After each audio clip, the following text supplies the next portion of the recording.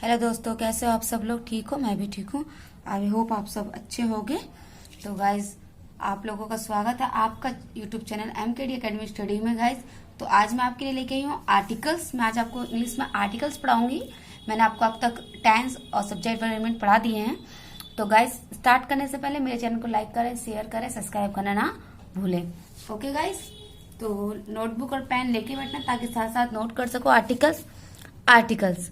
हम आर्टिकल का यूज किस में करते हैं गाइस? आर्टिकल मैंने क्या बोला? आर्टिकल्स जैसे ए का उच्चारण किस में होता है? आ में, एन। ठीक है, आर्टिकल्स में क्या क्या होता है? ए, एन और द। आर्टिकल में क्या यूज करते हैं? मेन ए और एन और द। ए और एन द का यूज हम कहाँ कहाँ करते हैं गाइस, वो हम आपको बताएंगे। ठीक है कि ए का यूज कहाँ होता है, एन का यूज कहाँ होता है। ठीक है गाइस, राइटिंग में कोई प्रॉब्लम हो तो मुझे कमेंट बॉक्स में कमेंट कर देना और नोटबुक पेन लेके बैठा ताकि साथ साथ नोट करते जाओ। ओके, मैंने बोला ए का उच्चारण जो आपका ये ए है। ओके, ए का उच्चारण आ में करते हैं और एन में। दी का थोड़ी राइटिंग में ये थोड़ी टेढ़ी हो गई गाइस, प्रॉब्लम मत करना कोई। ठीक है, मैं आपको समझा देती हूँ। दी उच्चारण द या दी। आर्टिकल में द और दी में क्या यूज होता है हम आपको बताएंगे। जैसे जब किसी भी वाक्यों में आप ए अथा आता है तो उसका उच्चारण आ होता है। क्या होता है गाइस? आ होता है, ना कि ए। मैंने क्या बोला? जब किसी वाक्य में आ आता है तो ए आता है तो उसका उच्चारण आ होता है, ना कि ए होता है। ओके गाइस, ठीक है, जब किसी वाक्य में ए आता है तो उसका उच्चारण आ होता है, ना कि ए होता है।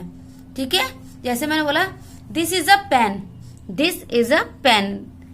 तो ये दिस इज अ पेन, आ आया ना इसमें ए। ठीक है, फिर मैंने बोला टाइप ऑफ आर्टिकल कितने प्रकार के होते हैं? तो आर्टिकल दो प्रकार के होते हैं। कौन से? डेफिनाइट आर्टिकल जहां दा निश्चित होता है, और इनडेफिनाइट आर्टिकल एन जो अनिश्चित होता है। मतलब जो कोई करंटली कोई मतलब निश्चित नहीं है। मतलब कोई चीज, मतलब हमने बोला करेक्ट टाइम आप अभी 2 o'clock हो रहे हैं, ये निश्चित है। तो और मैं कहूँगी बहुत देर हो गई, अब ये टाइम निश्चित कितनी देर हो गई आपको नहीं पता। ठीक है, हम बताएं डेफिनाइट आर्टिकल द के बारे में बताते हैं आपको। It generally points out a particular person, place और थिंग्स। मैंने क्या बोला? It generally points out a particular person, place और थिंग। क्या है? किसी विशेष व्यक्ति या वस्तु या स्थान के साथ हम जिसके बारे में पहले से जानकारी हो उसको हम क्या कहते हैं? डेफिनाइट आर्टिकल, जिसके हम यूज करते हैं द। मैंने कहा कोई भी कोई भी विशेष व्यक्ति या स्थान, कोई भी जगह, वस्तु, कुछ भी हो और इसके बारे में हम पहले से जानकारी है हमें, तो हम उसे क्या बोलेंगे गाइस? उसे हम बोलेंगे, क्या बोलेंगे उसे हम? Definite articles. ठीक है गाइस, उसके बाद आता है, फिर आता है indefinite article an. It generally does not point out any particular person और प्लेस और thing. It generally does not point out an particular person, place और थिंग।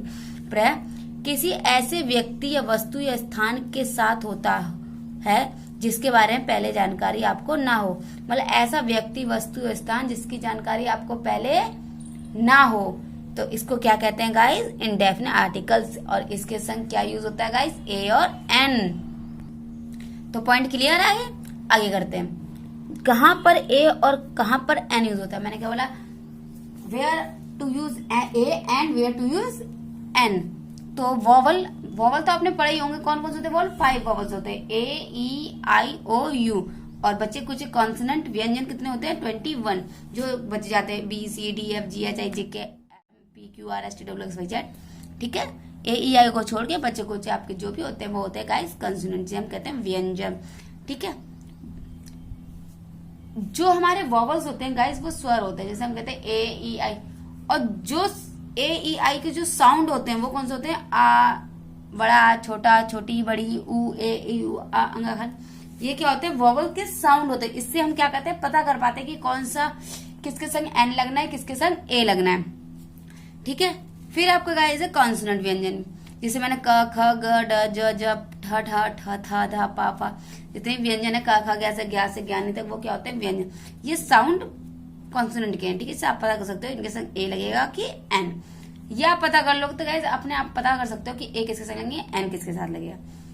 वॉवल्स को हम मतलब एन का यूज हम तभी पता कर सकते हैं कि हम जैसे हमें जिस साउंड हमारा आ बड़ा आ छोटी ई बड़ी ई की साउंड आ रहा हो, तो आप पता कर सकते हो गाइस कि वो एन है, ठीक है। आगे बढ़ते जाते हैं, मैंने हर चीज बतानी है आपको एक एक क्लियर। कोई भी दिक्कत हो तो आप मुझे कमेंट बॉक्स में कमेंट कर सकते हो गाइस, ठीक है।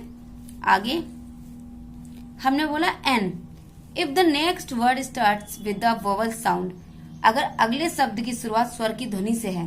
मैंने क्या बोला, if the next word starts with a vowel sound, अगर अगले वाले शब्द की शुरुआत ध्वनि से है, अगर अगले वाले शब्द की शुरुआत किससे, ध्वनि से हो। और ए में क्या है, if the next word start with consonant sound, अगर अगले वाले शब्द की शुरुआत व्यंजन की ध्वनि से हो, तो उसकी संख्या होगा यूज ए होगा।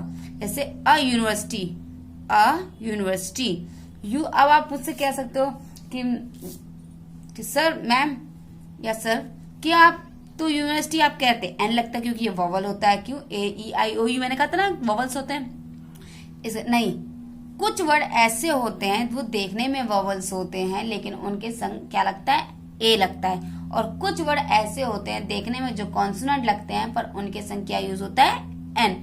अब जो ये बोल रहे हैं हम यूनिवर्सिटी, तो इसमें क्या साउंड आ रहा है, इसमें साउंड कौन सा आ रहा है, कॉन्सोनेंट साउंड आ रहा है, इसलिए इसके संग गाइस ए का प्रयोग आता है, ठीक है। जैसे यू आ रहा है, ओके।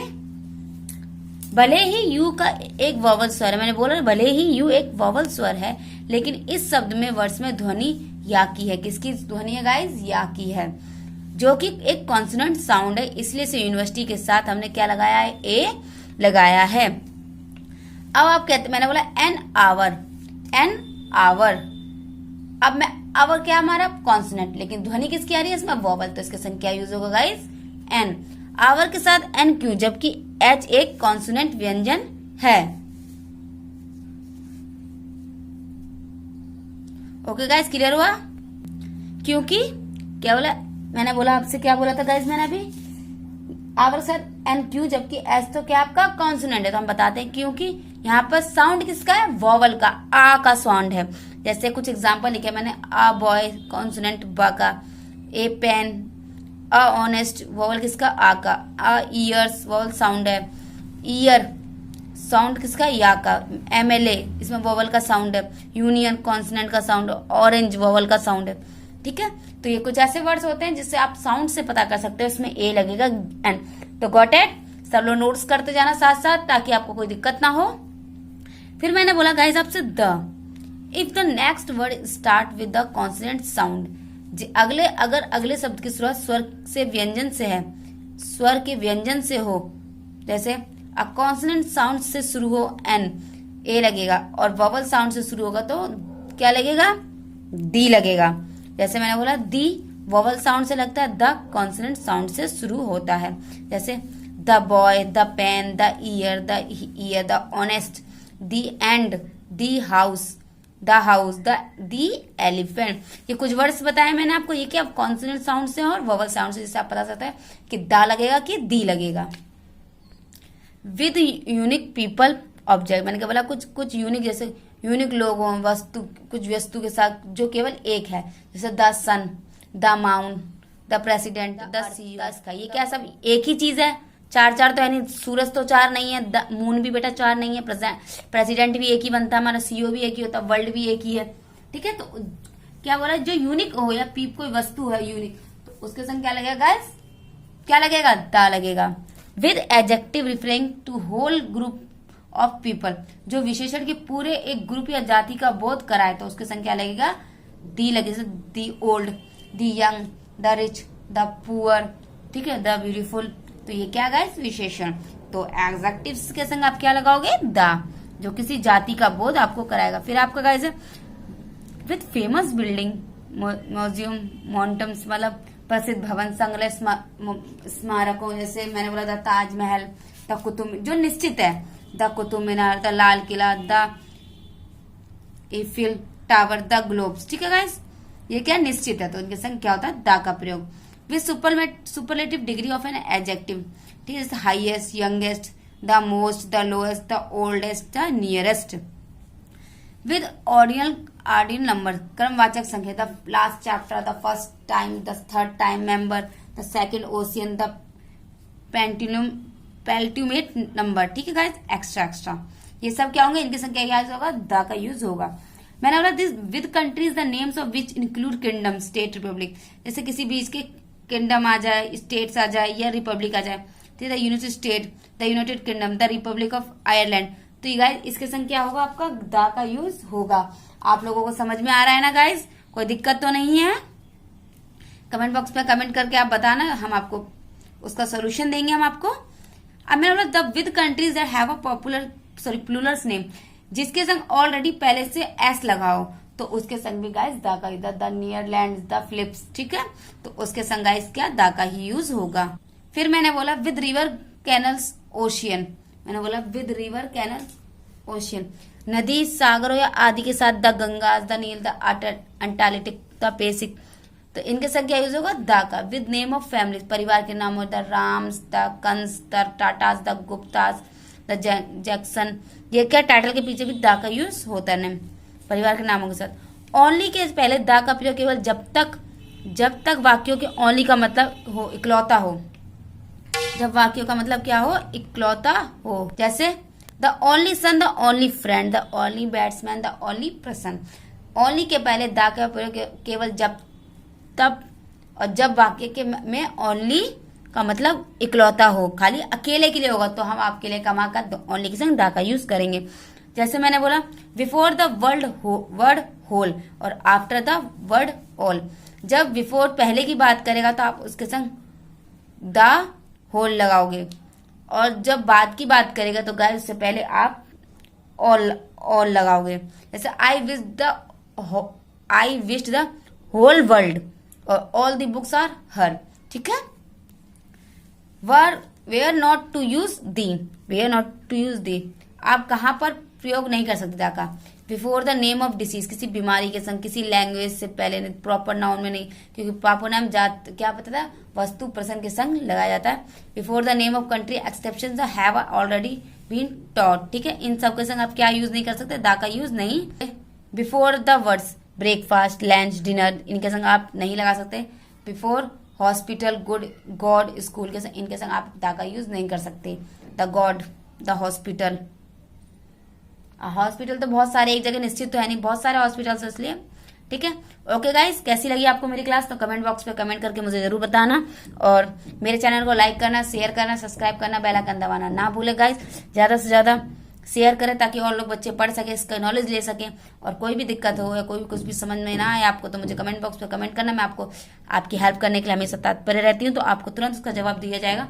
ओके गाइस, और अच्छे रहो, स्वस्थ रहो, बन के रहो, घर पे पढ़ाई करो आराम से, और घर पे ही रहो। Okay, bye, take care.